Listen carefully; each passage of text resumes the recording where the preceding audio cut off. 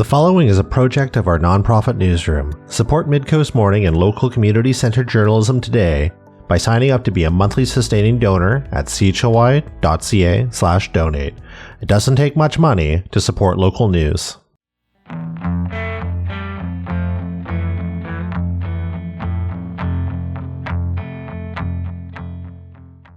Hello and welcome to Midcoast Morning, CHOY's current affairs show.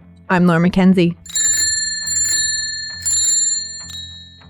Having just wrapped up, this fall's GoByBike Week in Nanaimo saw over 480 riders participate in the event. With the event coming to a close, it's now time to celebrate with a film festival.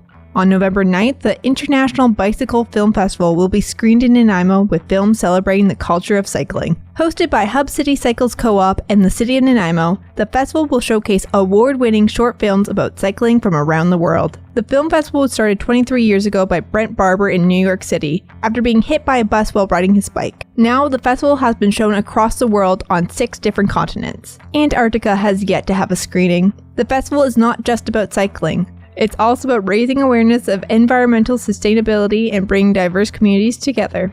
The films will be shown at VIU's Malaspina Theatre at 7 p.m. on Thursday. A bike valet service will be provided for those who ride their bikes to the festival. Vendors and a food truck will be on site from 5:30 to 6:30 when doors open. Leading up to the festival, I had a chance to speak with Alex Stanshew, the event coordinator for Nanaimo's GoByBike Week, about what it's like planning the weeks and the festival. I also spoke with Brendt Barbur, founder and director of the International Bicycle Film Festival, about the festival and his love for the world of cycling. With that, let's jump into it. Hello, Alex. Welcome to Midcoast Morning. How did GoByBike Week go this fall? GoByBike Week has been going good. We have a couple new riders testing out new locations. Edition has really spread out the word more of what GoByBike is to new potential riders. And as now we have this thing called Shift Your Mode that applies for people that also use walking or skateboarding as a mode of transportation, has really got more people aware about what GoByBike is around BC.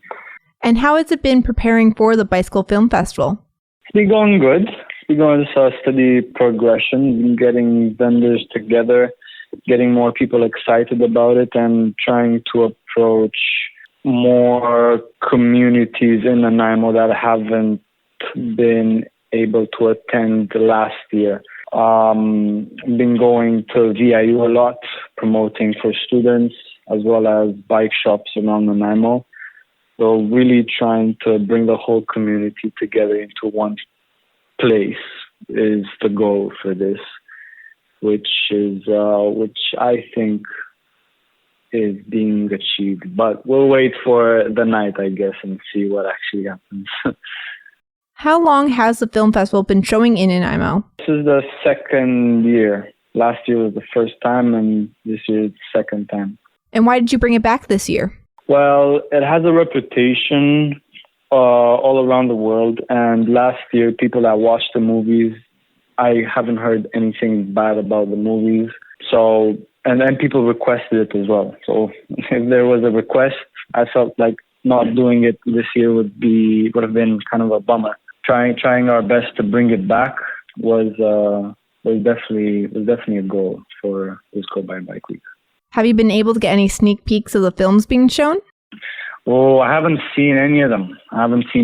All I know is the titles, and from what the festival has been talking about to me, I've been getting excited about one of them. It's called Cycle Sport as Relief from Genocide, and that's because there's an Oscar-winning director on it, and I really want to see that one. I think it's pretty cool to have that movie around here. How many films are being shown this year? 8 films are being shown. GoByBike Week in the film festival is to celebrate cycling culture and getting people out biking. What more do you think could be done to get people excited about biking? So I think improving the accessibility of the trails to new people that come to Nanaimo is definitely an area that can be given more attention to. as there are a lot of students coming in every single semester, so that's every single 3 months, that are not really aware of these bike routes. There are areas around Nanaimo that the bike routes are very well developed, but they're not connected within each other as much. However, that is being worked on. So I'm really excited to see how that development goes on forward. But also investing in making those trails available to people is something that can also be looked at quite a lot. So that's through, I don't know, like flyers at the ferry terminal or airport or somehow, just to make it more aware for newcomers, especially students. So they're the ones that are looking for bikes here and there, and they can benefit from this the most. And where can people get tickets? They can go to eventbrite.com, GoByBike Week Bicycle Film Festival, or they can go to Hub City Cycles Instagram page, hit the bio, or go to Bicycle Film Festival on Google. They'll have the tickets for the Nanaimo event on there.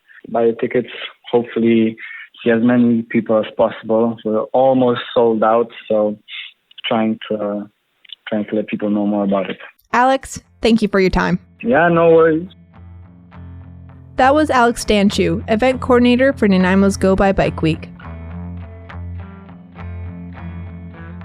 Midcoast Morning is made possible by the Community Radio Fund of Canada's Radio Meters program and listeners like you. Support Midcoast Morning and CHOI's nonprofit newsroom today by becoming a sustaining donor at choi.ca/donate. Local news can't survive without your support. Another way to help us out is to share this show with your friends and tell them why they should support us. Finally, if you're listening to the podcast edition of Midcoast Morning, go and give us a positive review on Apple Podcasts or whatever podcast feed you use. It helps people find us.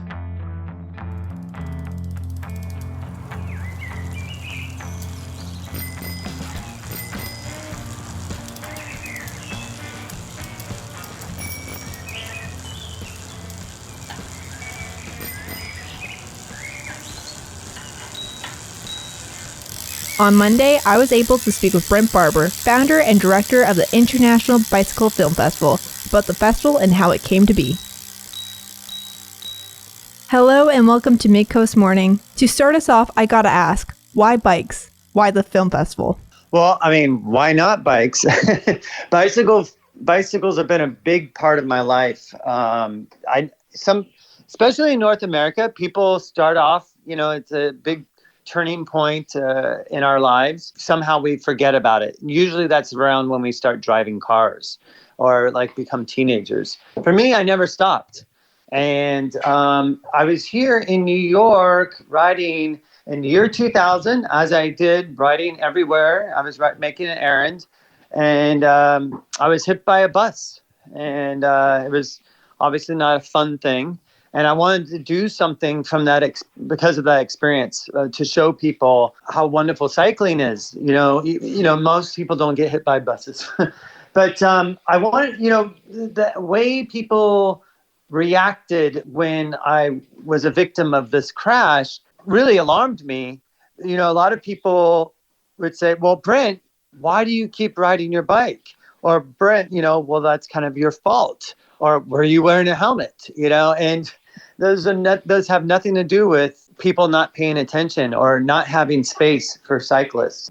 So I started the Bicycle Film Festival as a way. I thought, let's tell some stories. Let's let people know how wonderful cycling is and all its different forms. And so I thought, let's make a film festival.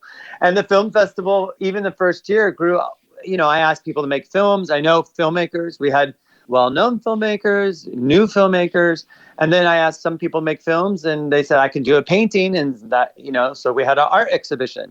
And then, we had photographs, we had sculptures, we had bike rides going there. We had, big dinners and, promoting sustainability through food. It started off with, sold out shows. It was a 5-day event here in New York City. And then it grew all around the world. And I have to ask you, are you still riding your bike now? Yes, just rode this morning. I had a breakfast on the other side of the city, and it was Beautiful morning for New York. Ah, nice. And what bike is it? Well, I have a little more bikes than that. Bike was what I call in New York, we call it beater, and it's an old Centurion, which was made by Cinelli in Italy, and it has like disguised Campagnolo and Mavic wheels and so on. But I have it's kind of like a road, bike beater, like upright handlebars. But I have other bikes. I have some road bikes. I have cruisers. I even still have a BMX bike. We've been sponsored by a lot of bike companies, and we keep these bikes around because people are coming to New York all the time. We'll have a different bike for them. We have a Brompton. So we have a bunch of bikes around here. Oh, that's cool. Okay, so the Bicycle Film Festival started over 20 years ago. What does it mean to you to have a project go for that long? The time flies. Time flies. And I think that I'm really grateful that I've been able to do something I'm really passionate about. The Bicycle Film Festival has visited 100 cities around the world, and I've visited most of them. And so I was traveling about 7 months of the year before COVID. And I just feel like very fortunate to have lived this life. All my passions on a personal level, all my passions together, film, the art, and biking.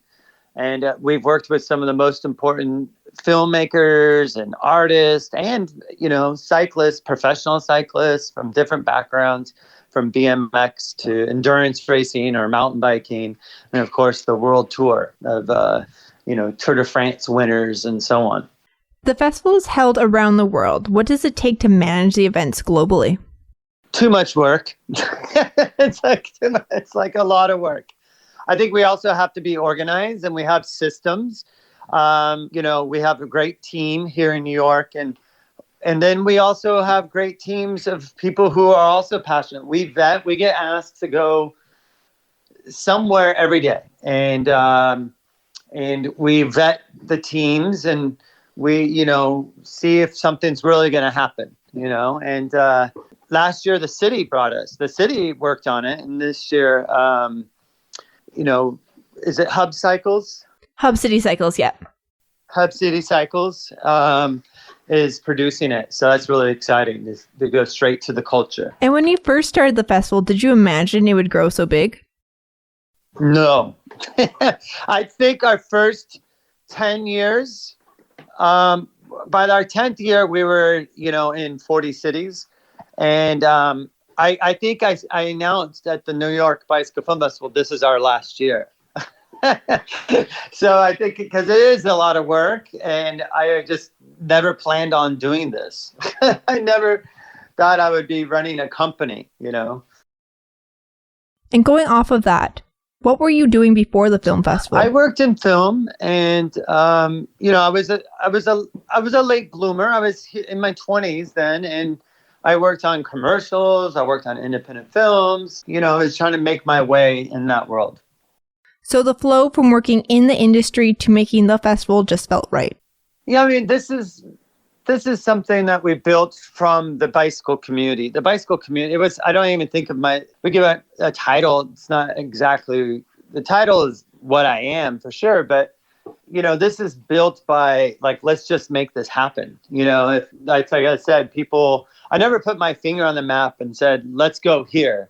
There is the community from the arts and the cycling community from around the world said, let's make this happen in our cities. And so we've been on this trail, so to speak, for this road for, now next year will be our 24th year. And it's exciting. I mean, it's been a buzz. I mean, there was a moment that we had sold out almost every show ever at the festival.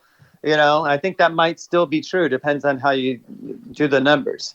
And so there's this enthusiasm that keeps going. And I say, why not? Let's keep sharing with people how wonderful cycling is through these really great films from around the world.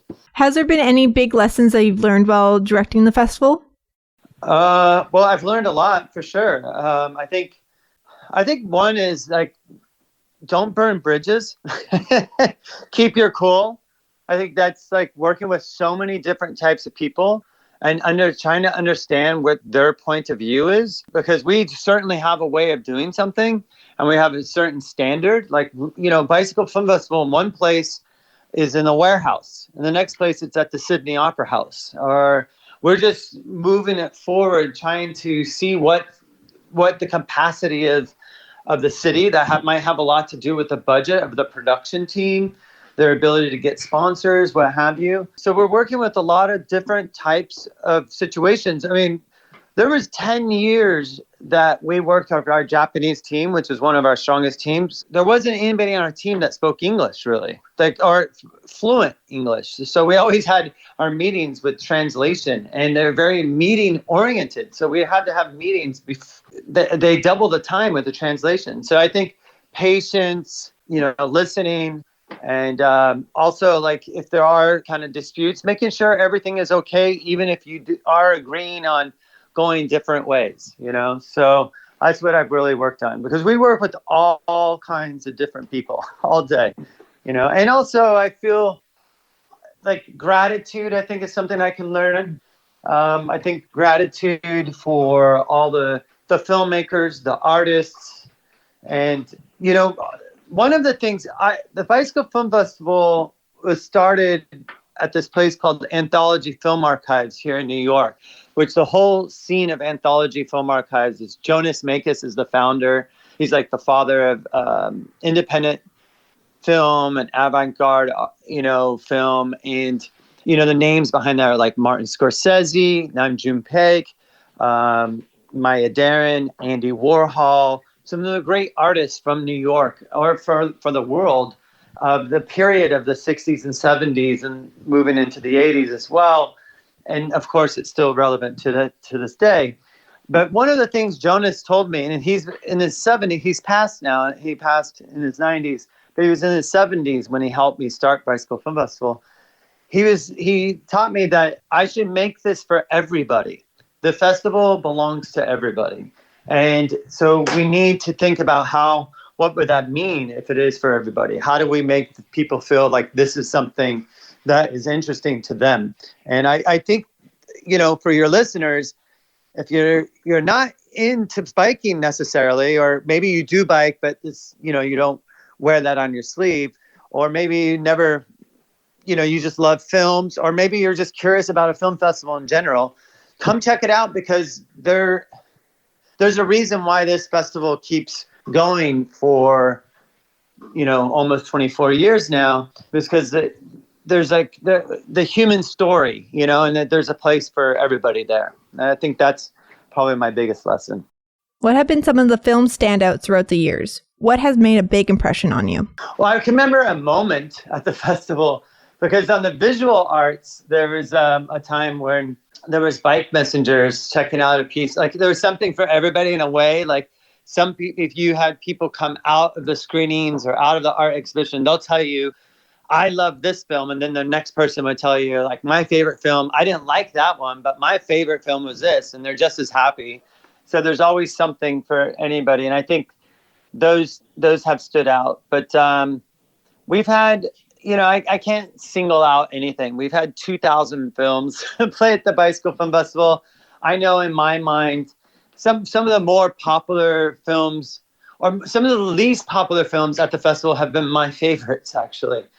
So there's something to be said in a world of algorithms and data. There's something to be said about the art of curating and programming, where, you could, something that maybe is a smaller story can be juxtaposed against obviously something that would be more popular. And what's new this year for the film festival? This year was a year that we kind of made last year we went to 30 cities, and this year we did again. And so this year is a year of like regrouping, understand what we are after going through COVID. We have to understand that wasn't easy for a lot of organizations that do things that bring people together, like public events, really. So it's been a year of like kind of gaining our stride. Yeah, I would say that is new for us, like finally getting back on our feet, so to speak, or on our wheels, on our two wheels, as you would say. As you have said, the festival has been held around the world, but there are parts of the world that the festival hasn't visited yet that also have big bike scenes. Where would you like to see the festival expand to next? Yeah, I mean, that's a good question. We've been, to China, to Turkey, to South Africa, all over Australia. I think every Western country in Europe, except for Ireland and Belgium, and then a number of Eastern European countries. I would love the Bicycle Film Festival to go anywhere, but some places that would be very popular, and we know we have requests, it just hasn't worked, are Indonesia. There's a really incredible bicycle community in Jakarta. We were supposed to go to Kyiv right before the war, like we had planned to go to Ukraine. So that obviously didn't happen. And we would love, for the war to end there so we can take the bicycle. I know that's a very selfish way of putting it, but in a way that's a nice thing to think too, is that there's someday Bicycle Film Festival can go to a peaceful Ukraine. And also, Ghana and Nigeria, Kenya, those are all places where we have films, like filmmakers and connections, and kind of made friends. Like we've had in Amsterdam, like some professional cyclists from Kenya come and speak at the festival. So we have these contacts. So it would be nice to take it to these places where we have, filmmakers, and bicycle culture is thriving in these places. So, yeah, I mean, I would love the Bicycle Film Festival. Also, Chile actually is another place that's really, really, I think that's specific to bicycle. I think there's a thriving, really cool bike scene there. But also, I think there's somehow a connection between Chile and the Bicycle Film Festival. What does the future hold for this festival?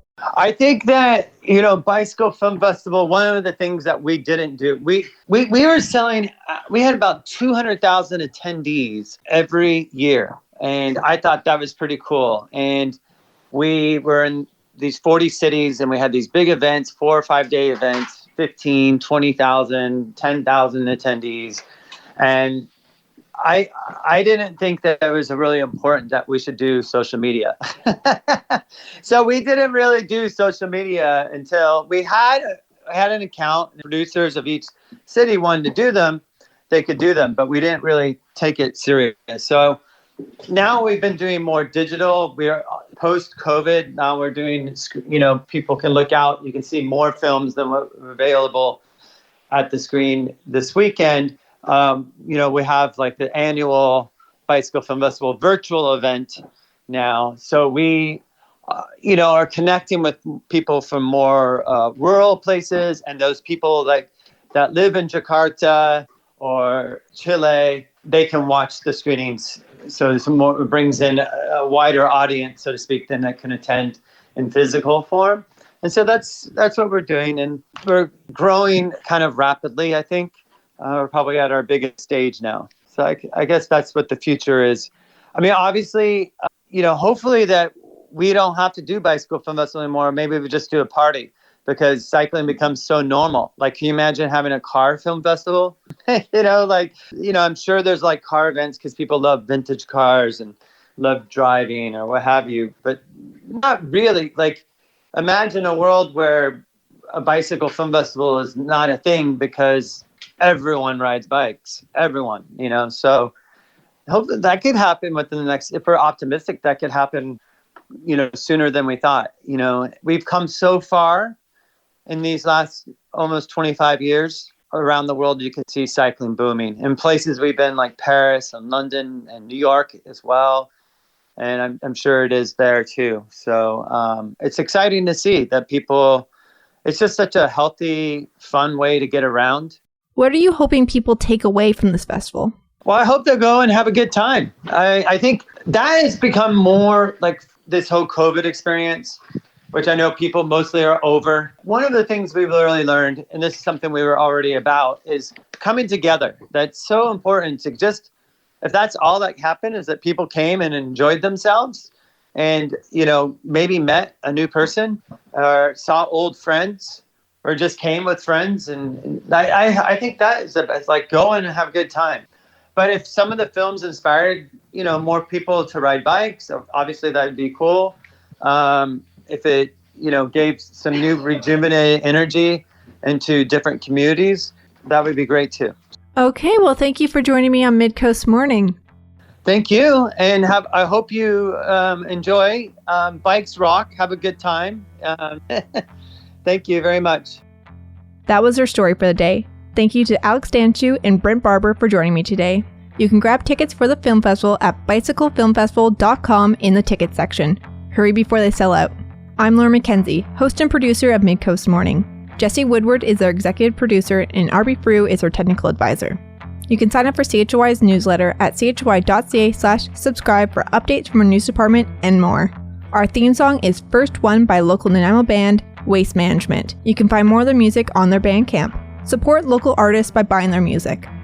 If you have a story you'd like us to cover, email us at news@choi.ca. Midcoast Morning would not be possible without the funding of the Community Radio Fund of Canada's Radio Meters program and listeners like you. Midcoast Morning is a project of CHOY's nonprofit newsroom. Support nonprofit journalism in Nanaimo and on the Salish Sea today by becoming a monthly sustaining donor at $5 or more per month. Support the program at choi.ca/donate.